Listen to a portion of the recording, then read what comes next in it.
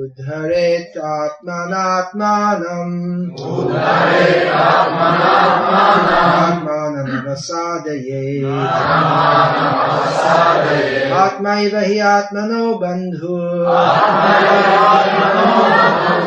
atmaiva ripuratmanaha. Yesterday I was saying that in this festival we should have Krishna Katha, not talking about other things. So now we're going to talk about the mind. And someone might protest, no, let's talk about Krishna. Well, Krishna Katha is of two kinds. Of course there are many kinds, but there are two main categories that Srila Prabhupada described. Krishna Vishayak Katha, in which the subject matter is Krishna, and Krishnasya Katha, that which is spoken by Krishna. So this Bhagavad-gita is Krishna Katha, it's spoken by Krishna. And it gives us the knowledge that helps us to appreciate discussions about Krishna. Yesterday, Panchatattva Prabhu was telling me that when he was reading the 7th canto of Bhagavatam, he felt strongly fixed in Sambandha Gyan, in knowledge, or at least he was saying, in knowledge of the body being different from the self. This is elaborately described in one particular section of the 7th canto. Who can say what that section is? Hiranyakashipu. Well, that's good. That's a good start, but you have to tell a little bit more. Use instructions to his relatives. Yeah. Right? Okay. Hiranyakashipu giving instruction. Alright, I'll fill in for you. Hiranyakashipu, on the death of Hiranyaksha, instructed their relatives, the dead Hiranyaksha's relatives, and he's still living, but not to be living much longer. Hiranyakashipu's their relatives about the temporality of the body. And he particularly told the story of a king who had been slain in battle and his lamenting wives, and Yamaraj came to them in the form of a small boy and instructed them to burn the body. Don't just cling on to it. The body's dead now. Okay, 1,000 ruble fine. Whose is it? Sure. So we can't find him. So Panchatattva Prabhu was saying that he was feeling strong in knowledge of the difference of the body and the self, but then when he got through to the 10th canto, then he kind of lost that. It was the stories of Krishna. So, well, actually it's a fact that the 10th canto is to be appreciated by persons who are fixed on the spiritual platform. And the preliminary knowledge that we are not the body, that is the preliminary knowledge to enter the spiritual platform. So is it premature for us to read the 10th canto if we're not fixed in that knowledge? Well, we want to know about Krishna also. Even without a full understanding, we should hear about Krishna, his wonderful, glorious, all-attractive pastimes. Two of the first books that Srila Prabhupada translated and published after coming to America were the Nectar of Devotion and Krishna book. But at the same time, it's a fact that unless we are fixed in the basic understanding of the difference of the soul and the body, then we can never fully or properly understand Krishna's wonderful, all-attractive, glorious pastimes. So we should have a balanced approach. If we only discuss, we're not the body, we're not the body, we're not the body, and nothing about Krishna, then we'll be like impersonalists who don't know anything beyond that. But if we only discuss about Krishna's pastimes without putting them in the context, or without understanding that within the context that they are aprakrita, they are not of this material energy, then we'll become sahajis. Recently I had the good fortune to meet and speak with His Holiness Shivaram Swami Maharaj. So as you maybe know, he's writing books about Krishna's pastimes in Vrindavan.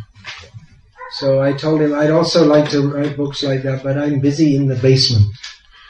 There's a lot of work to do in the basement also, making the foundation strong.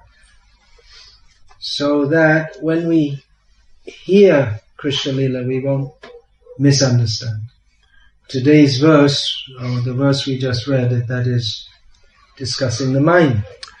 The mind which can be our friend or our enemy. If the mind is not trained, then even hearing Krishna Lila, that will act as our enemy. We'll misunderstand it, or some people may even blaspheme it.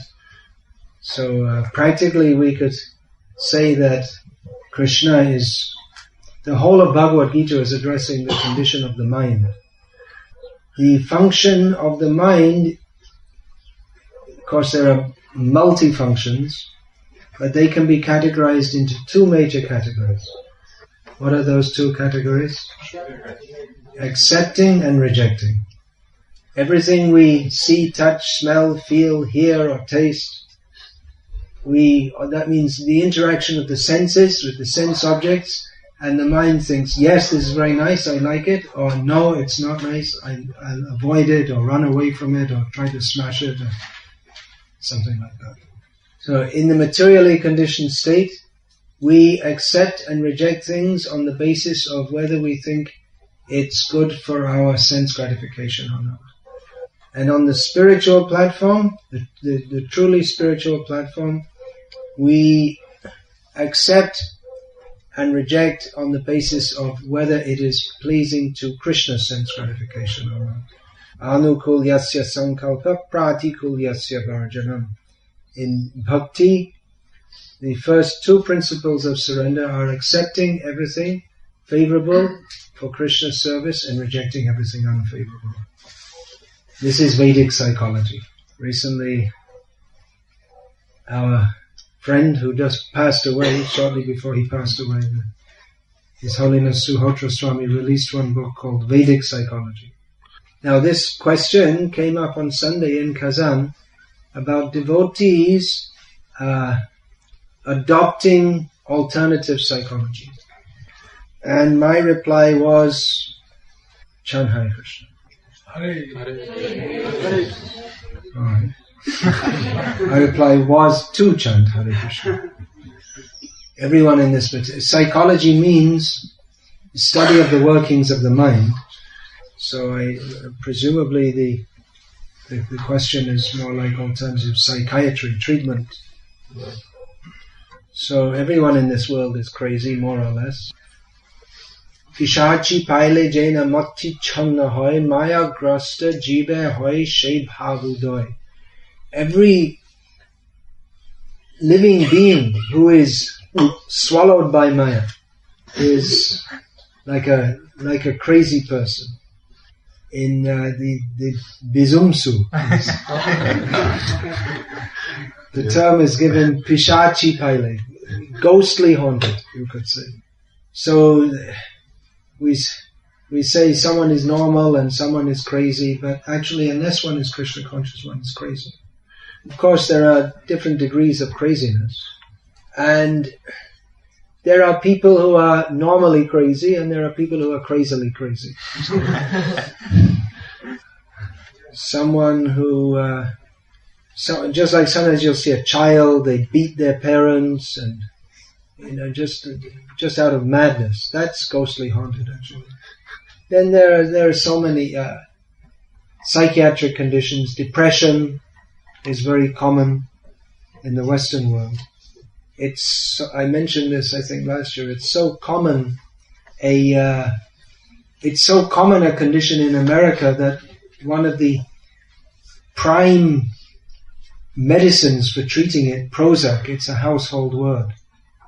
Depression is such a common condition in America. Prozac is the name of the medicine.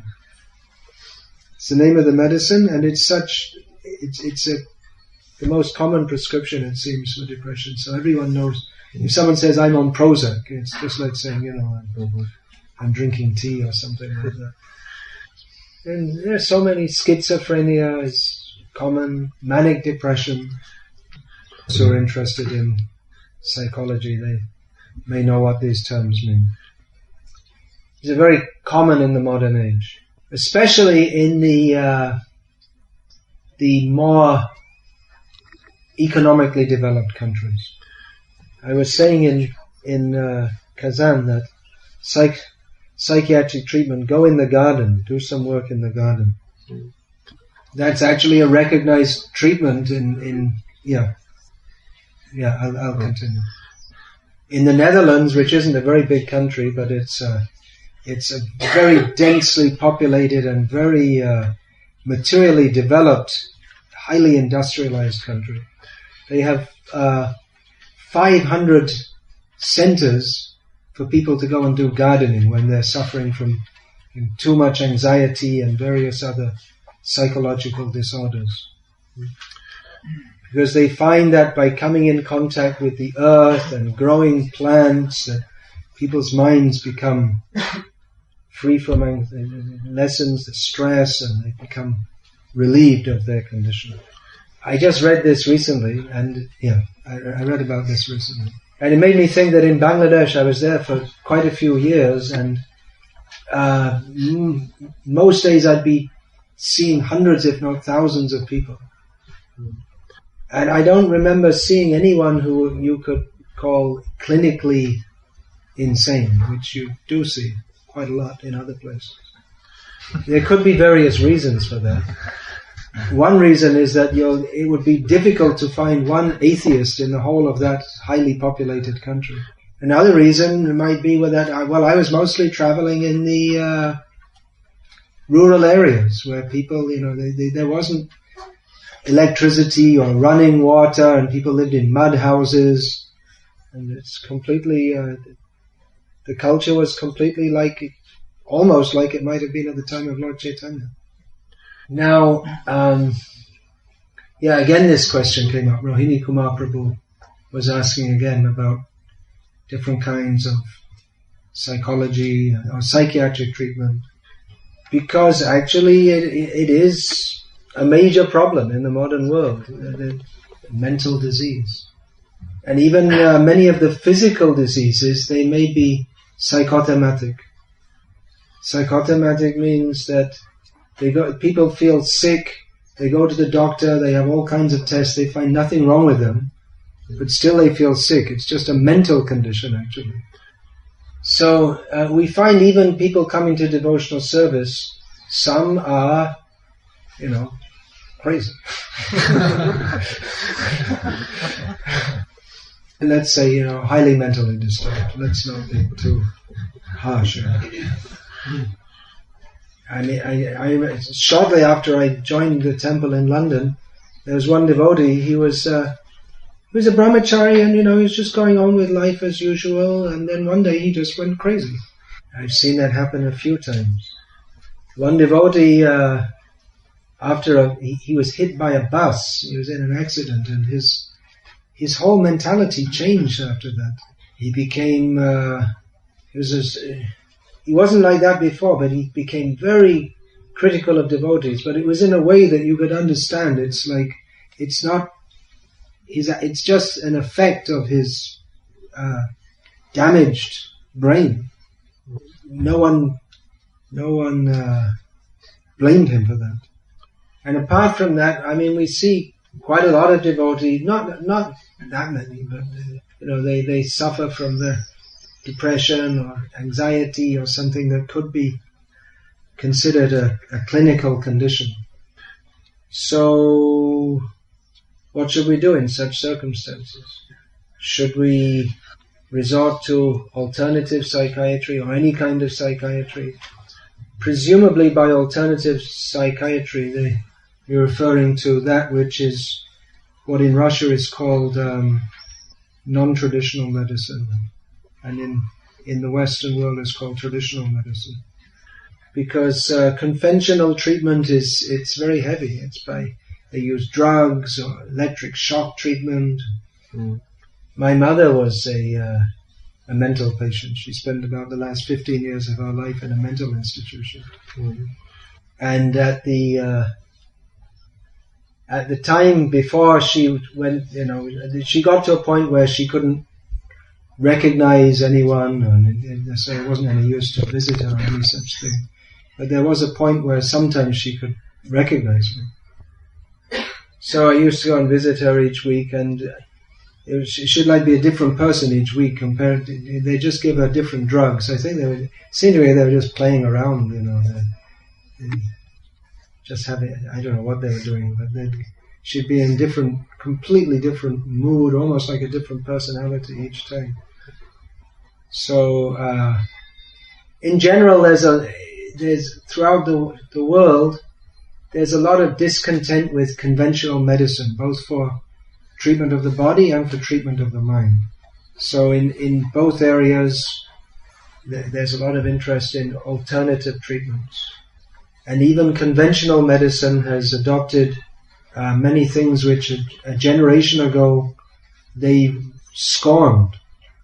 They'll tell people to alter their diet, eat less red meat or something like this, which a generation ago they would have scorned such advice. So they'll tell them to, and even a regular doctor may tell you to do some yoga or something like that. So the question, should we adopt this? Should devotees become interested in this? It seems that we could maybe teach Ayurveda or yoga or different kinds of alternative treatments for the body and mind, and that that would be good for the devotees. We can help them, and it could also open up preaching fields to us. We can attract so many people on that basis, and gradually attract them to Krishna consciousness. So Krishna consciousness means chanting Hare Krishna. So please chant Hare Krishna for a few minutes while I go and do some conventional treatment for a certain syndrome, that physical syndrome that I'm suffering from. So anyway, we can bring, in any manner that we can bring people to Krishna consciousness, that is very good.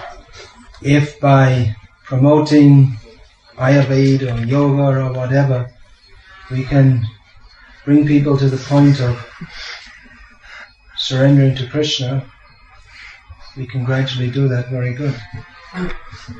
But it requires very expert guidance, because people who are coming for yoga or whatever, basically they're coming for some material thing.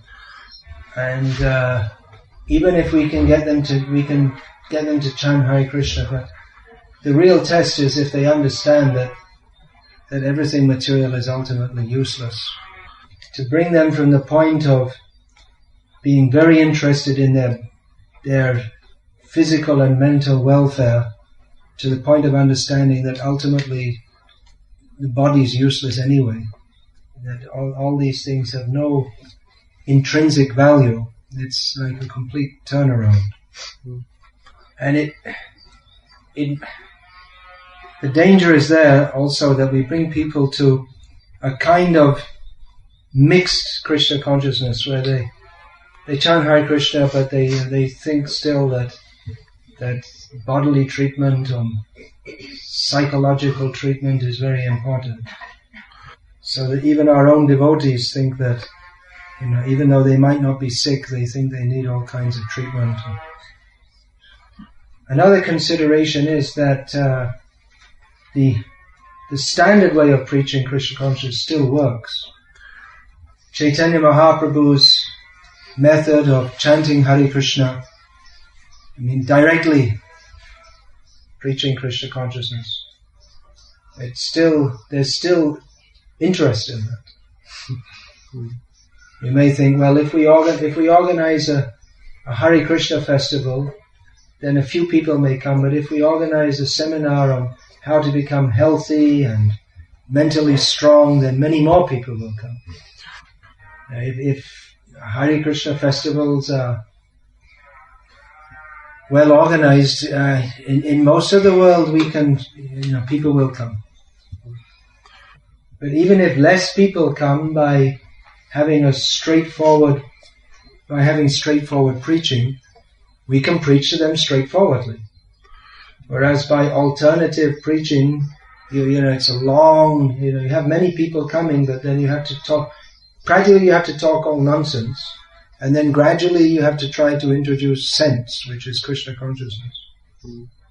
So we have to consider, is it better to preach to a few people straightforwardly about Krishna consciousness, or preach to many people about something which has actually got nothing to do with Krishna consciousness, with the hope that gradually some of them we might be able to speak to about Krishna consciousness.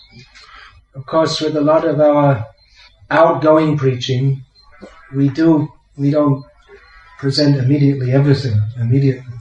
When we're distributing books, we don't tell people surrender immediately to Krishna, stop eating meat, stop smoking, chant 16 rounds. We recently one of my disciples from India, he's from a Brahmin family, but he's now working in America. So he was distributing books in America. He was describing how he was distributing books and it was pouring with rain. So they were still selling books, but while people were getting their money, he'd have to hold their umbrella for them, and their cigarette and their hot dog or whatever. He said, I never touched such things in my life. There was some intoxication, but he's transcended the mundane Brahminical platform to serve Krishna. So preaching means there may be some kind of, not exactly compromise in the sense that we change the philosophy, but we may present it indirectly, just as an introduction. But there can be problems with that also. Just like I think many book distributors may have an experience like that. They tell, this is a book about yoga, or just as an example. And then people, they buy it and they come back and they say, oh, there's nothing about exercises or any such thing. You could try preaching by telling people about the glories of picking one's fingernails. And we get a lot of people coming, picking. You can have a seminar on the different, introduction to picking your fingers for an expert. What's wrong?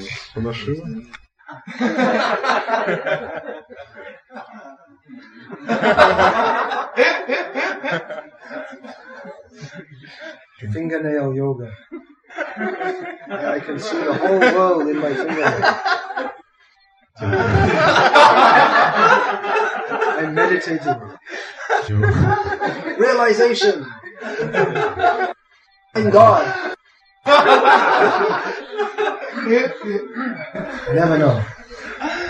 Could get a lot of people coming. You just have to convince them that they're not God. Yeah, but just like this. That question came also. Is it all right to present Rath Yatra as a cultural festival?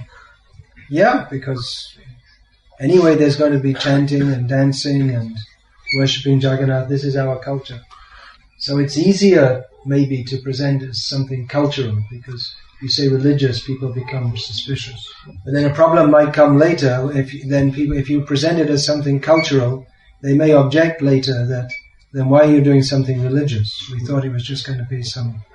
Now I've expanded the discussion from alternative psychology to indirect methods of preaching and the pros and cons of alternative preaching. So my general take on this, or my take means my opinion, I guess you could say, is that, considered opinion, is that this alternative preaching can be utilized under expert, if there's expert devotee who's fully fixed in understanding Krishna consciousness. But that there may not be that much need anyway, because the straightforward method of chanting Hare Krishna and distributing books is having festivals, straightforward Hare Krishna festivals, etc. That's still good. And if people start to perceive our movement, or if even our own devotees start to perceive our movement as a movement which is about Ayurveda and yoga and alternative psychology and something about, what's that, Krishna or something, what's that? Also, then we lost our focus. Another point is that, if we have to mix up with, we may have to learn these things or mix up from people with a different outlook. That if we hear from all these different yoga psychologists and this and that, they're mostly all impersonalists, and they'll talk about universal love and all such balderdash. So that we may become reluctant to hear the message of Bhagavad-gita as it is. And Srimad Bhagavatam, which is unequivocal in establishing Krishna consciousness as the only real necessity of human society. Dharmasvanushtita pungsa vishvaksena katasu yaha notpadayad yadiratim shrama evahi kevalam. Who knows the translation of this? Important verse. Please say it. You want to give the mic? On the other hand, another verse from Bhagavatam, first canto. Idam hi pungsas tapasashrutasya vasrishtasya suktasya cha buddhidatayoho kaviruha chuto kavibhya nirupita yadutam shloka gunanavarnam. Anyone know the translation of this? This means that the perfection of all austerity, learning here, Shruta means the Vedic learning the Shastra, religious practices, reciting prayers, and so on. Avichutta artha, everything should be for the sake of Krishna. So if all these things are done for the sake of Krishna, then that is the perfection of all these processes. So Bhagavatam could be quoted to support any process which ultimately brings us to Krishna consciousness.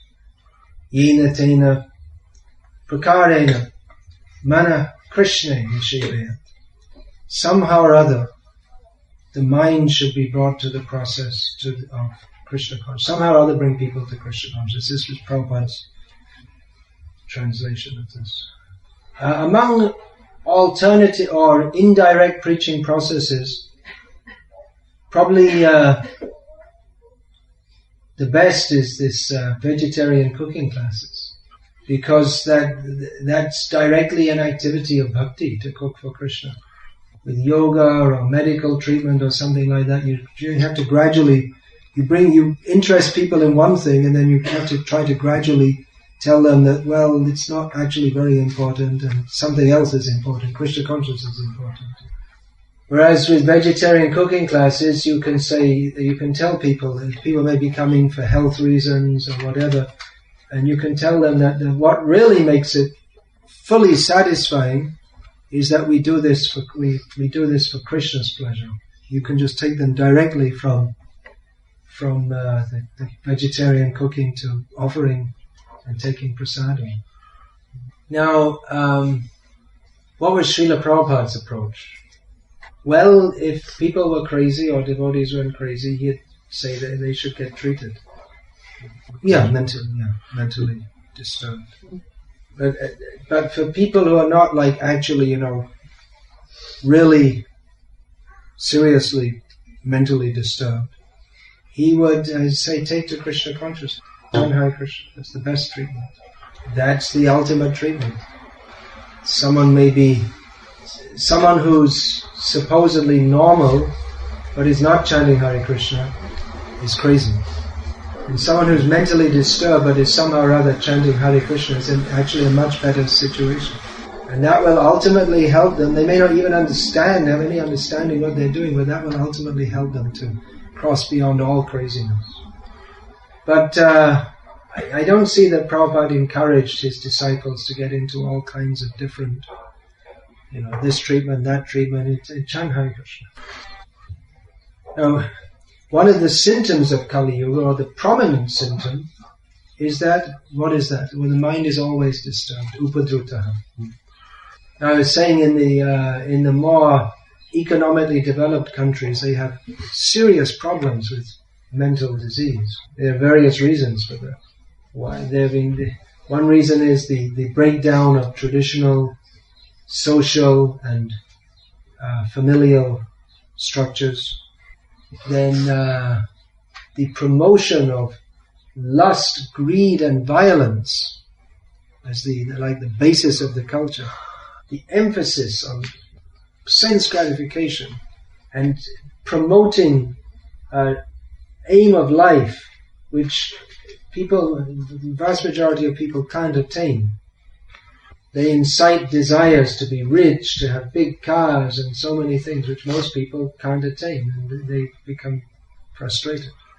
And then other reasons, there are so many other reasons. There's using electricity and computers. There are so many kinds of different subtle rays in the ether which affect the subtle body. Mobile phones. Mobile phones, yeah.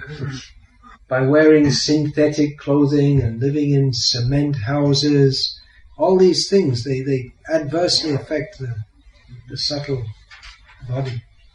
Breathing in poison all the time from pollution.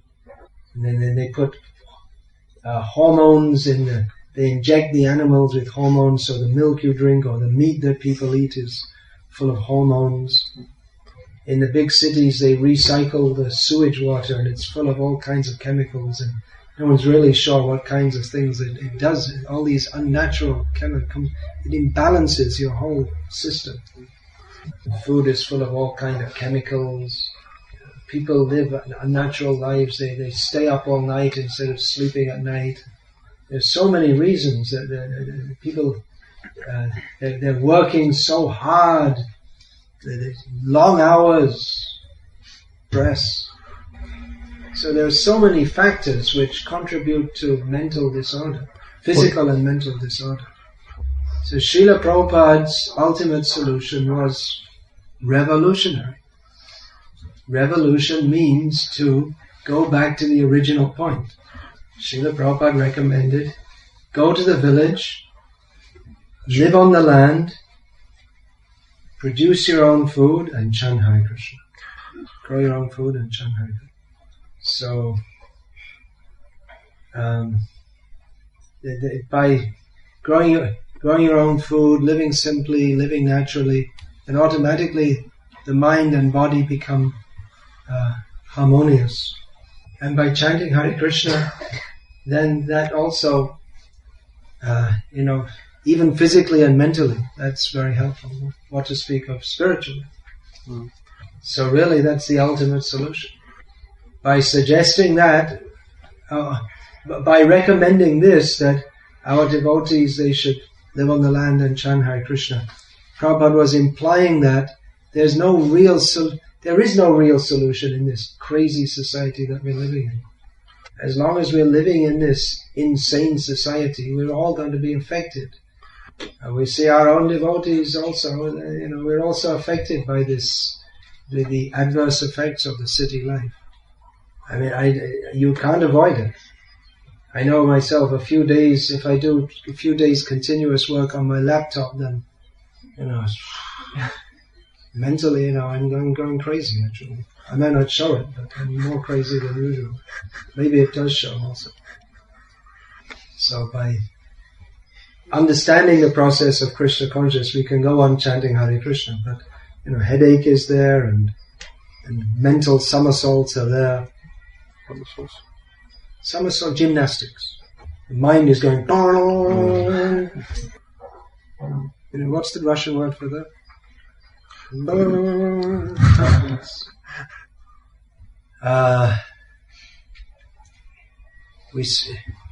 Unless and until we get these farm communities together, we can expect that devotees and non-devotees are going to be suffering mentally.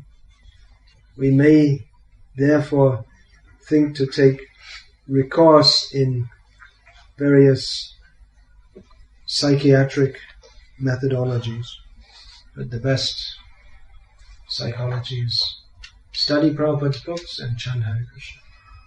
A lot more could be said about this.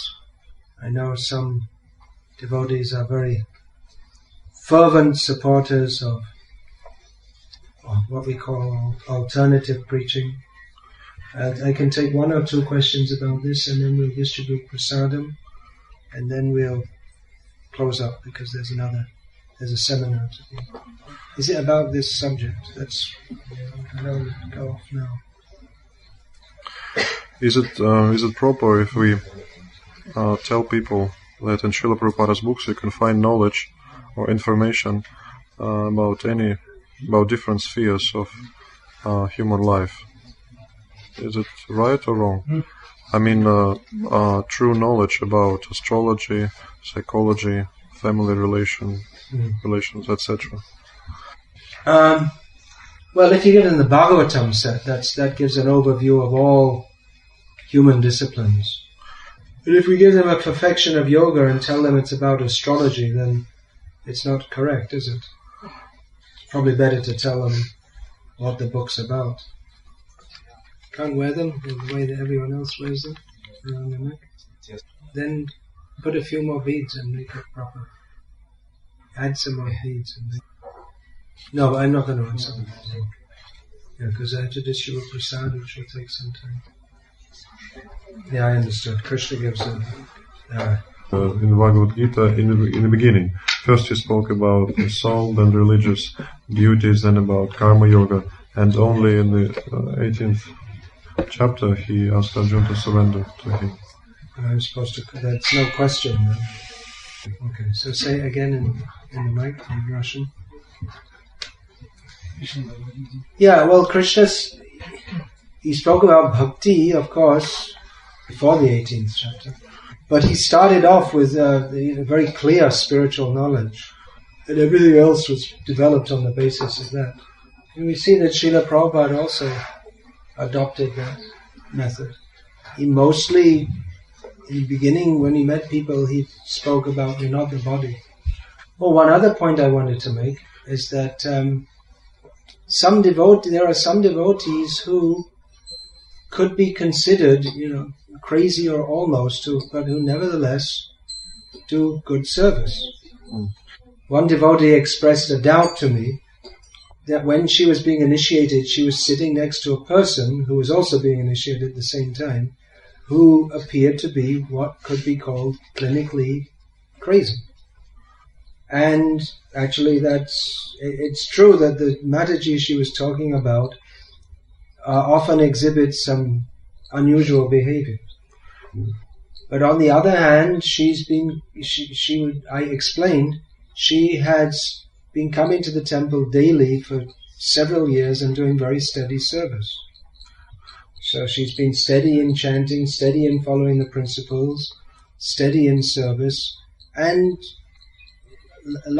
she looks crazy, and a lot of the time she may act in somewhat unusual way, but through all of that, she's serious about Krishna consciousness. I didn't initiate her very quickly, but on the other hand, why shouldn't she be initiated? You can get a few more beads and put them on, then it will become loose. All right, Hare Krishna. Now I'm going to finish now because otherwise the other seminars will become late. Following are some more questions on alternative preaching. If you desire to smash the dog of Kali Yuga, then sing. And what to sing, there's a list of names of Sri Krishna Chaitanya Mahaprabhu. He's called Kali Yuga Pavana, the purifier of Kali Yuga. Kali Bhoya Nashana, the destroyer of the fear of Kali.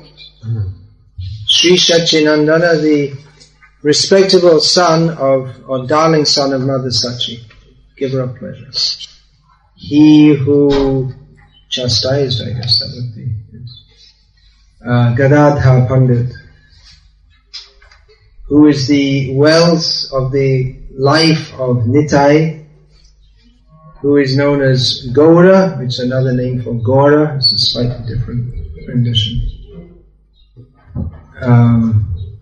The Gaura who is most worshipped or highly worshipped by Advaita, he is known as Nimai, Vishvamba, who maintains the world, Srinivasa Ishwar, the master of Srinivas. Srinivas here means Srivas Thakur. Bhakta Shamoha Chitta Chora, he who steals the heart of all the devotees. He is the moon of Nadia, the master of Mayapur, and the god or hero who establishes the holy name, preaches the holy name. He is the instructor of the householders and the leader of the whole class of renunciants. He is Madhav, the husband of the goddess of fortune, and he is filled with the emotional feelings of Srimati Radharani. He is the corrector of Sarvabhauma Bhattacharya, the uplifter of Prataparudra Maharaj, the one who nourishes Brahmananda Rai, and a great hero. He increases the pleasure of Rupa Goswami. He maintains Sanatana Goswami. He is the delight of Haridas Thakur and very sober. Sober means in this sense grave, peaceful, and steady. He's always experiencing the mellows of Vrindavan. He annihilates the corrupted opinions, misconceptions. Oh, I'm Kapati. I was saying Kapat, it's Kapati. He is the destroyer or killer of duplicity, hypocrisy. And he is the transcendental Cupid. He is the maintainer of the pure devotees. He delivers from dry, speculative knowledge. Yeah, he delivers whoever's to be delivered. He is the deliverer. Oh, actually, tar is Tardam, not Tarana. It means the chastiser of dry, speculative knowledge. He is the, it's another word which means destroys or false devotion. And he is Rama, which means Ramante Yogino Nante Satyananda. He is pure bliss. Jai Shri Krishna Chaitanya Mahaprabhu Ki Jai. Hare Krishna.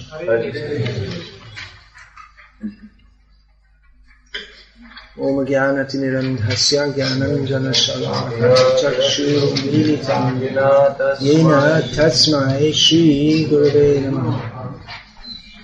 Vandeham Shri Guru Shri Yatha Parikamalam Shri Guru Navaishnavamscha Shri Rupam Sagrajatam Sahagana Raghunatham Vitam Tam Sajiva Sadvaitam Savadhutam Vijana Sahitam Krishna Chaitanya Devam Shri Radha Krishna Padam Sahagana Lalita Shri Vishakam. Please move in as more devotees will be coming.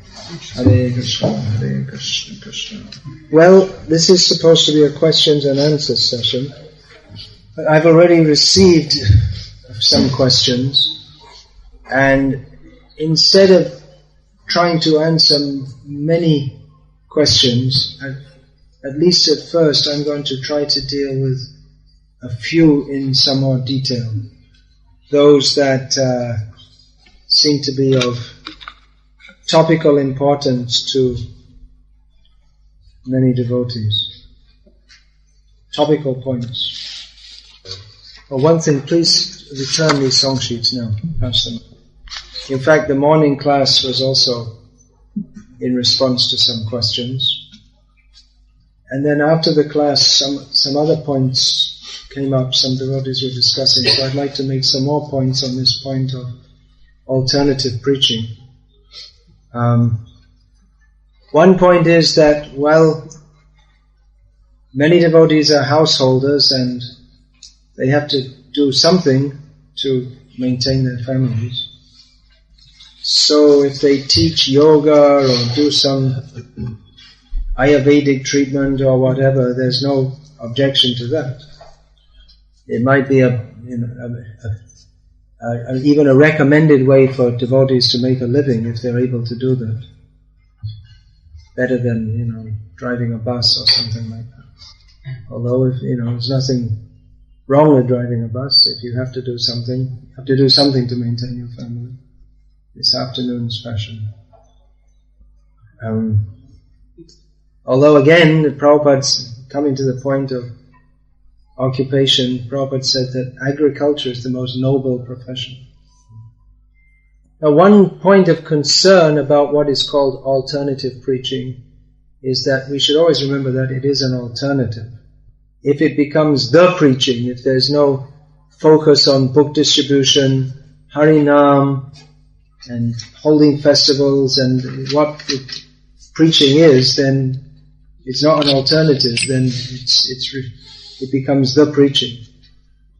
All these things, they will be successful if they bring people to the point of going on Harinam, distributing Prabhupada's books, holding Rath Yatra festivals and so on. And actually, if no one in ISKCON ever preached through yoga or Ayurveda or any such thing, it wouldn't really matter that much. Or psychology or whatever. It's the real Hare Krishna, the basis of the Hare Krishna movement is chanting, dancing, distributing Prabhupada's books, distributing prasadam. But sometimes you find that devotees, they become so attached to these indirect methods, they're actually against the direct methods. They think that it's essential that we hide that we're devotees. And they actually become upset if devotees, even in preaching, they say anything about Krishna, they speak straightforward Bhagavad-gita philosophy. And they don't ever tell anyone to follow any regulated principles. Just everything should be very soft and very mild. Then practically you became a non-devotee. If you tell people don't speak about Krishna and don't speak Bhagavad-gita and don't speak about regulated principles, then what's the point of your so-called preaching? So that's why I was saying that these alternative methods, they can be done if it's done under the direction of a very expert preacher. Expert means he's expert in changing them from the nonsense, which, ultimately yoga, Ayurveda, all these things, if there's no relationship to Krishna, it's of itself, it's just nonsense, that's all. So if you can bring people to the point of understanding that this is nonsense and the only goal of life is Krishna, then that is an expert preacher. But if you become more absorbed in yoga, Ayurveda, Vastu, psychology, gems, and all this kind of thing, than in Bhagavad-gita, then you're in Maya, that's all. And at least those who are doing this, the basic work of this movement, we don't have that many book distributors and devotees going out on Harinam. They shouldn't be discouraged from doing that. They should let the straightforward preaching go on, and then if anyone else, if they don't have the strength to do that, or somehow they're inclined to do something else, at least they shouldn't try to hijack others. Just pull it, just slightly, because I'm going to take some. So you can get some water, I'll wash my hand. Sure. Okay. Then get some water for washing my hand. What other points were there? Oh yeah, some other question had come up. This is a common one. Another point altogether. Another common point. When we're at the festival, we feel so much inspiration. Then we go home, and we're very enthusiastic for some time, and the enthusiasm goes down.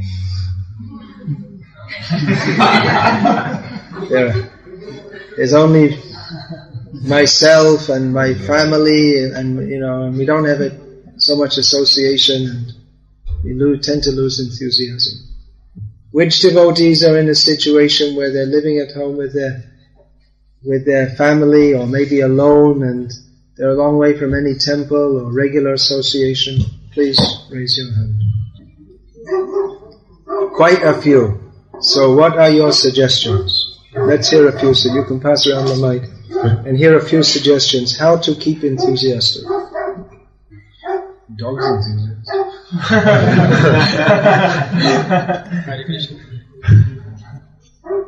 Want to say something? Give him the mic.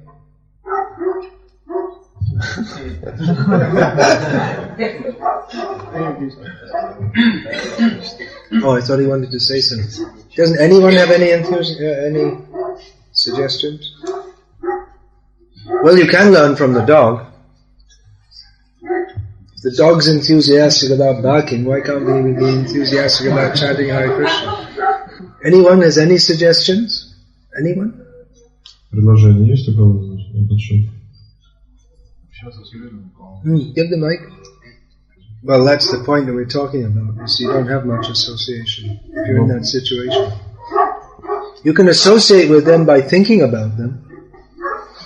That's one way of associating. Telephone association.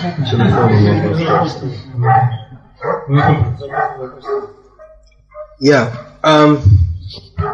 Well, that's why we have a sadhana program. It's something that we're supposed to follow. Whether we want to or not, we make it like a duty in our life to follow that.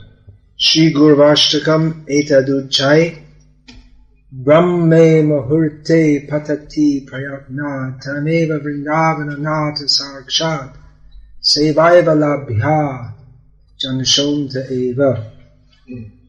This means that anyone or whoever recites Gurvashtakam, which means the Samsara Davanala Lida Loka song. Whoever recites this regularly, loudly, carefully during Brahma Muhurta, at the end of life attains direct service to Vrindavana Natha, Krishna in Vrindavan. If we can remember that, then we'll always be enthusiastic to rise early and chant Gurvashtaka. One thing is, we can make a festival at home every day. It takes more effort, but if we sing nicely and dance, even there's no one there, you can dance, even one person can dance. And gradually we'll find that enthusiasm will be there. And if we do this daily, then if for some reason or other, due to maybe sickness or whatever, we miss rising early, chanting Gurvashtaka, then we feel terrible, like you didn't brush your teeth or something in the morning. Isn't it? It's nice to rise early in the morning. It's a wonderful way to start the day, isn't it? Who feels like that, at least to some extent, that it's very nice to rise early, chant? Yeah, I feel like that. So it's a challenge if we don't have so much association. It's a challenge to push ourselves. But there's extra mercy to be had by doing so. If you don't have much association, then you can go and distribute Prabhupada's books in your neighborhood, and quite possibly Krishna will arrange people for you to preach to, and they can become devotees also. These are some suggestions. I suggest that Rohini Kumar Prabhu could discuss this in his seminar on Nam Hatha, because it is a situation which many devotees are facing. You like to do that? Alright, so please attend this seminar on Nam Hatha, and then maybe you could have some interaction, you could discuss with yourselves what are the problems you are facing, and you can have more suggestions how to overcome them. Where's your letter? Did you? Oh, I must have left it in the room. Or did I bring it? Okay, go get it. One question, what is happiness, and can we attain absolute happiness? Well, happiness is one of those abstract nouns that everyone understands what it means, but it's difficult to define very clearly. But we can say that real happiness is absolute happiness. For the jiva, that happiness means the experience or the experience of well-being that arises out of full surrender to Krishna. And happiness in this material existence is the perverted reflection of that, in which one perceives happiness or misconceives happiness as that which arises from my own sense gratification. So can we achieve absolute happiness? Of course. Chant Hare Krishna and be happy. There is no other way to actually be happy. That is absolute happiness. Okay, now here's, I'll try and summarize this. It's quite a long letter here. Is that quite often we see people become enthusiastic in Krishna consciousness, and they come up to the level of initiation and they get initiated. Then sometime after getting initiated, their enthusiasm goes down and they stop chanting 16 rounds, or they find that it's very difficult to do so due to their family, domestic situation. Sometimes they come to a festival and get inspired, and then they go away and they lose their enthusiasm. What to do about this whole syndrome? Well, Srila Prabhupada recognized that not everyone is going to come up to the level of 16 rounds.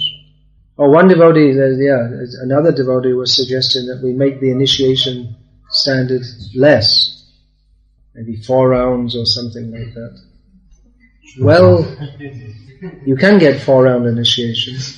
You can even get no round initiation. And, there are some Gauriya gurus who come to Russia and different parts of the world, and, they'll to be seen by them is to be initiated by them. They don't check very much to see, but they just, you want to get initiated? Okay. I mean, obviously the initiation without any commitment or very low commitment is not of the same value of that with high commitment. We can't change the initiation standards which have been given to us by Prabhupada. It's out of the question. Some so-called devotees nowadays say that to follow 4 regulated principles is fanaticism, but we have to remain committed to the ideal. We can say make it easy, but it's easy to stay in the material world. It's also easy to cheat people and just say, well, you take initiation from me and you don't have to follow anything, and just by my mercy you'll become full of Krishna prema. But the actual fact is that without surrender, without commitment, then where is the question of spiritual advancement? So we can't change the initiation standard, but we should, if we want to be initiated, that means we should be very serious. It means commitment to follow throughout life and life after life, forever. That's why in ISKCON we don't give initiation very quickly or very easily. But one point is that after having made that commitment, one has to stick to it. You may say, well, there's this problem and that problem, but it's a serious commitment. There may come a point when due to sickness you can't chant 16 rounds. The last time I saw our godbrother, Sridhar Swami Maharaj, the last time I saw him before he passed away, he'd been sick for many months. He told me, I haven't chanted 16 rounds for many months. Of course, that was, he was always surrounded by devotees and hearing about Krishna. And after a life of dedication to following the process of Krishna consciousness and serving Srila Prabhupada's mission. But, if we take initiation, it is a very serious commitment, and that's why once having taken that commitment, one should stick to it. Yeah, I was saying Srila Prabhupada recognized that not everyone is fit to be initiated. Therefore he spoke of Varnashram. That if people, they can't chant 16, if they can't means, they're so spiritually dull that they can't chant 16 rounds, then at least they can work for Krishna and join in the kirtan and take prasadam. And another point of these farm communities is that all the produce is to be offered to Krishna. So people who, they're inclined somewhat to be devotees, but they're not very strong spiritually, they can work for Krishna, and the result of their work will be offered to Krishna. Then they don't have to be initiated. They have to become further advanced to become initiated. But at the same time, you can't say that the standard of someone who is practicing very seriously and the standard of someone else who is not practicing seriously is all the same. And we should beware of that association of devotees, even their supposedly senior devotees, who try to discourage us from practicing seriously. Sorry to say, but there are so-called senior devotees who they'll tell you, no, don't practice very seriously. They'll say, be practical, don't be fanatical. They have a very practical program for pretending to be a devotee and remaining within the material world. So if anyone discourages you from practicing seriously, you should know that he's your enemy, even if he's posing as your well-wisher. Now, of course, people are at different levels. So if someone's coming newly, we may encourage them, all right, you start to chant 1 or 2 rounds. We might not, in every case, push them to immediately do everything. And it's true, we shouldn't be fanatical in the sense that if we become very proud, I'm following, others aren't following, and if we become arrogant and harsh towards others, that's also not good. And another thing is that, we should also be, if we ourselves are able to practice in a more strict way, there also has to be accommodation for other devotees who are not practicing in a very strict way. The best thing is that everyone follows seriously, then these questions won't arise. But it is difficult when you don't have much association and you have so many domestic responsibilities. And I congratulate those devotees who, under difficult circumstances, are carrying on with their spiritual lives in Krishna consciousness. I request, maintain the ideal. Even if our practices may slip somewhat, keep the ideal in mind, always. Our ideal is to become fully absorbed in love of Krishna. So we should know very clearly that Anukul yasya sankalpa pratikul yasya bhajanam. We should perform activities which are conducive to developing love of Krishna, and we should avoid that which is not. And another thing is that we should know that the practice of Krishna consciousness given to us by Srila Prabhupada follows all the acharyas and all the shastras and is perfect. So we don't have to, or we shouldn't think of adjusting that or in any way. Read Prabhupada's books regularly. That will help everyone very much. Another thing with this alternative preaching, I think I already said that, is that, to be a teacher of anything, you have to study it a lot and keep up on all the latest news and developments. So the tendency is that if whatever we concentrate on, our mindset becomes like that. So we might start thinking it's more important for me to do this yoga early in the morning than to chant my rounds early in the morning. Alright, so questions are there? Someone was asking about Purushottam month. Purushottam month Purushottam means Krishna. Yeah, well, I can just say in brief. Purushottam means Krishna. This is Krishna's month. This is an extra month it's a lunar, the Vedic calendar is solar cum lunar. So this is intercalary month, which is inserted every 3 years to keep the lunar calendar in sync with the solar calendar.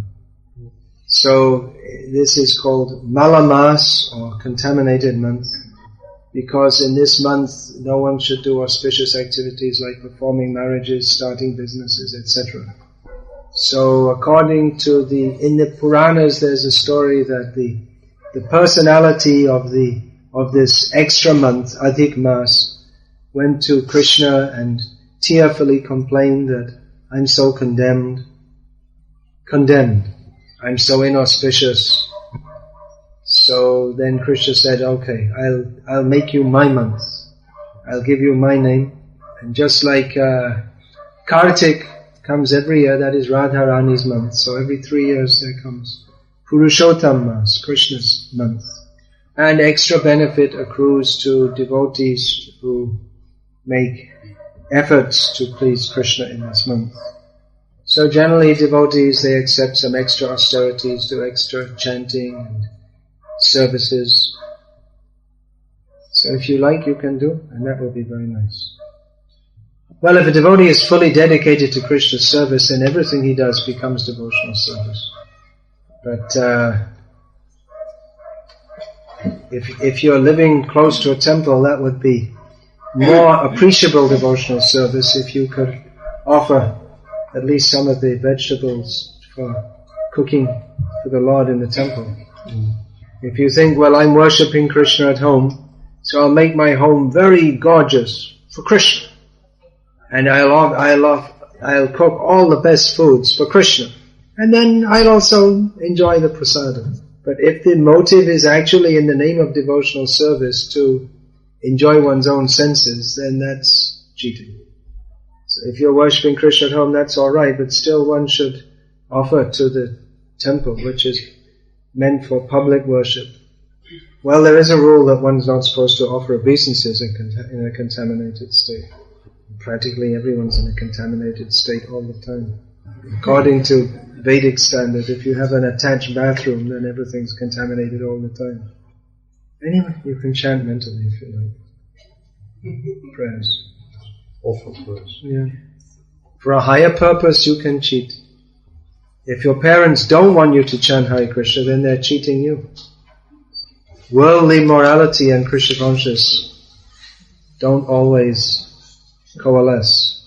Sanatana Goswami bribed the jail keeper so he could get out of prison. Chaitanya Mahaprabhu apparently cheated his wife by leaving her to take sannyas. Don't any of you do that. You're not eligible for that. But the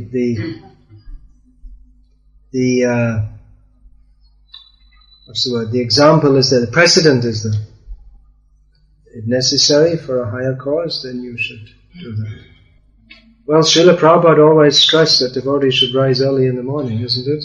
So better that we follow that.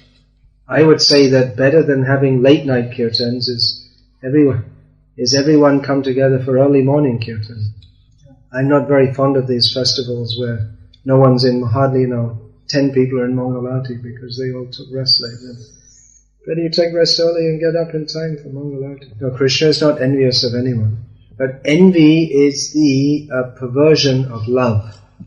In the pure state, the jiva loves Krishna and loves every other living being. In the impure state, the jiva envies Krishna and envies every other living being also. Even the so-called love for others is actually a manifestation of envy, if it's not centered on love of Krishna. When a young man says to a young woman, I love you, he's expressing his envy toward her.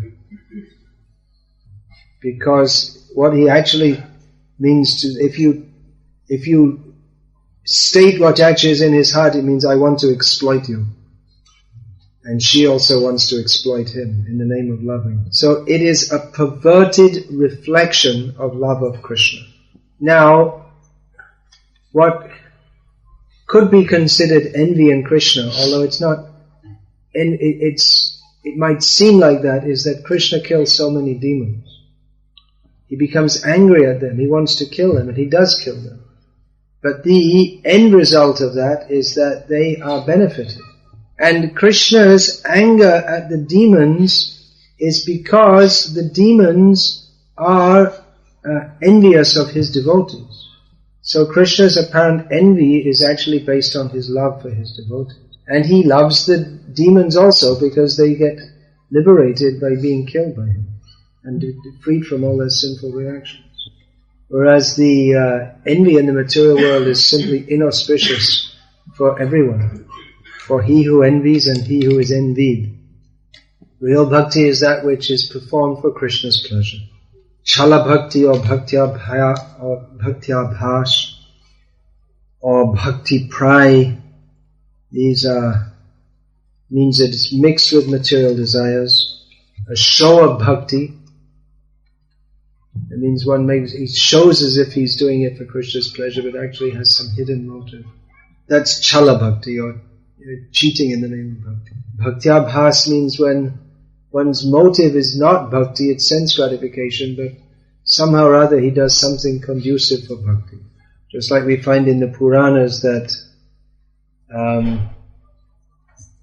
it's related, Prahlad Maharaj in a previous life, due to some circumstance, he had just happened to spend all night fasting, awake, in a Nrsimha temple, even though he had no idea, it was just due to some quarrel with his girlfriend.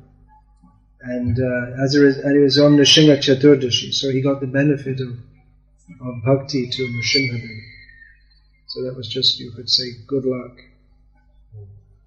But if one fasts on Nrsimha Chaturdashi and makes a big festival, that may appear like to be directly bhakti. But if one is doing it to impress others that one is a great devotee, it could be even that you see, like in India, some devotees, they do bhakti very nicely for a few years, and then they find a temple president from America to sponsor them to do service in a temple in America. Then they go to America and do some service in the temple for some time, and as soon as they're eligible for a green card, they leave the temple and they go out and they get a job and they're happy. They start earning money.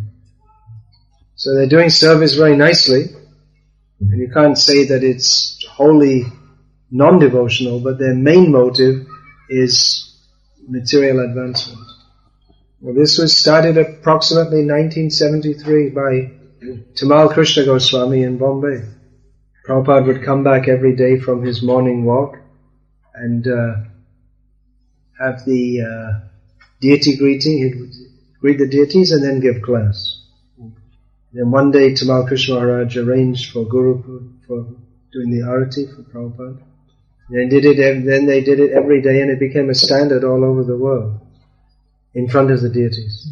When one devotee asked Prabhupada about this, that it states in Shastra one shouldn't worship anyone in front of the deity, but we worship you, Prabhupada replied, dilemma. Whatever the sense, that was his reply. Dilemma, whatever way you want to pronounce it. So it's something that Srila Prabhupada instituted, which as a great devotee he may do. Something unusual like that. It's unusual, you might say, but we all are very happy to worship Srila Prabhupada every day like this.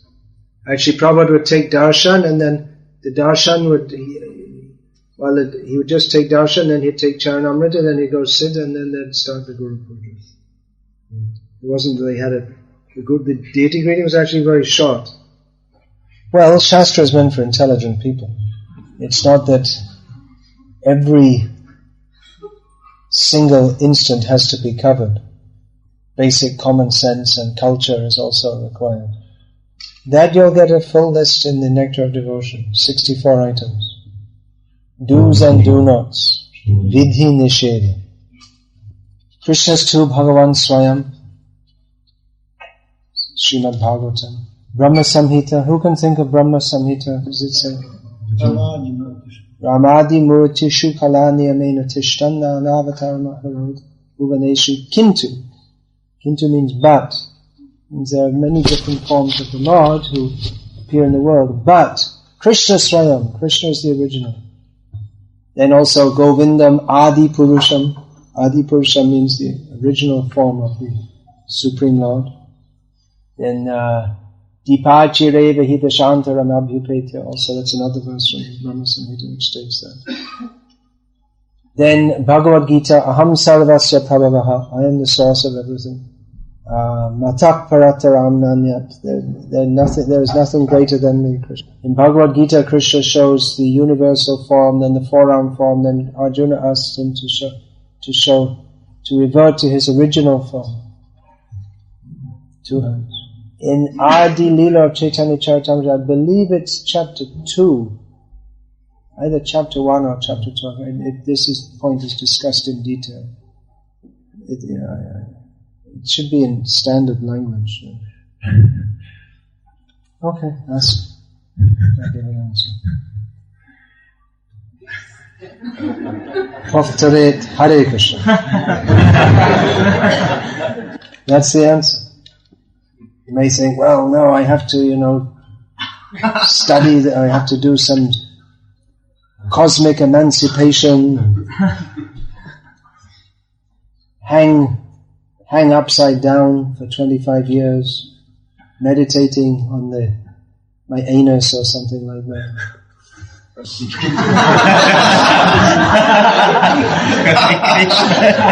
The answer is Chant Hare Krishna.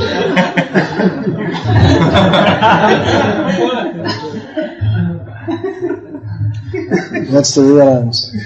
Hare Krishna! Hare Krishna! You are all self-realized. We should understand, I am Krishna's. When the sense of surrender to Krishna becomes so strong that one can think of nothing but Krishna, then one captures Krishna by love and one thinks Krishna is mine. All the devotees in Vrindavan their service is to see Radha and Krishna happy together. But everyone also has their own personal relationship with Krishna. So during that Ras Leela, the sense of being that I am with Krishna, that becomes prominent. Krishna is mine and there's only me and Krishna. So that is a special flavor that of course, all the gopis together, they don't satisfy Krishna without Radharani. So Krishna's the real Vraja Bhav. We were just reading Vraja Rasa Bhavana. Chaitanya Mahaprabhu is he who always relishes the mellows of Vrindavan. That is centered on Radha and Krishna. On Radha, it's high topics, no doubt. Not to be understood by intelligence or logic alone. We should try to at least have some conception of the totally pure nature of that love. That we are to serve that love. We are to serve the devotees who are so exalted in love of Krishna. Well, it doesn't have to be opposing. Hopefully it can be complementary, the nature. Basic practices of Krishna consciousness are the same for everyone. Hearing and Shravanam, Kirtanam, Vishnu, Smaranam, Ityadi, etc. There are different duties according to different people's psychophysical makeups and abilities. Traditionally, men are pujaris in temples and women they can worship at home, but men are the pujaris in the temples. Because the men, that means they have to spend a lot of time with the deity, and the women have to spend a lot of time with children who are, their children are always dirty.